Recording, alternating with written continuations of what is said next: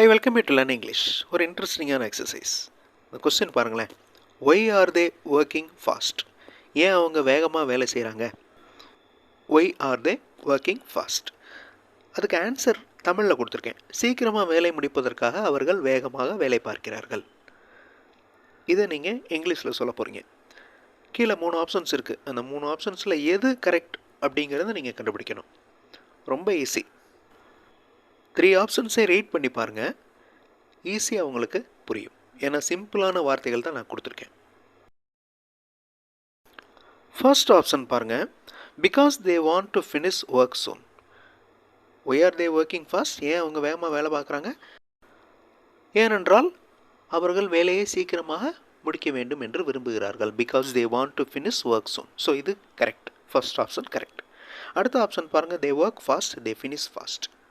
So இது சரியான பதிலாக இருக்காது. அடுத்த சென்டென்ஸ் பாருங்கள். அதுவும் கரெக்ட்.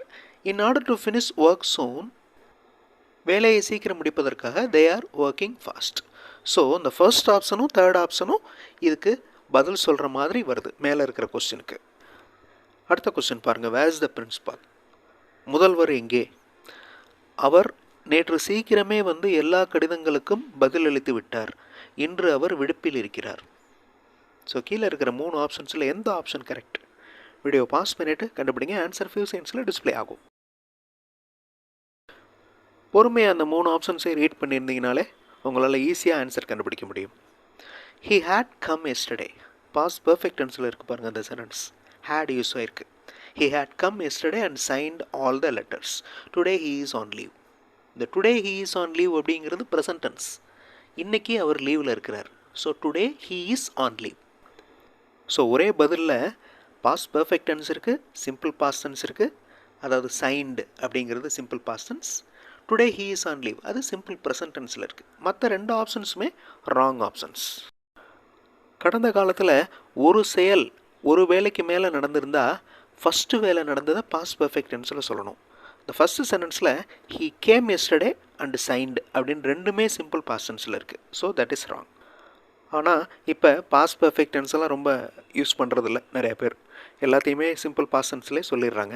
அப்படி பார்த்தா அந்த சென்டென்ஸ் இன்ஃபார்மலாக கரெக்டாக இருக்குது. He came yesterday and signed all letters. கரெக்டாக அப்படி எப்படி இருக்கணும்? ஹீ ஹேட் கம் எஸ்டர்டே அப்படி தான் இருக்கணும். அவர் நேற்று வந்தார், வந்து சைன் பண்ணினார். அதாவது முதல்ல நடந்த நிகழ்வை பாஸ்ட் பர்ஃபெக்ட் டென்ஸில் சொல்லணும்.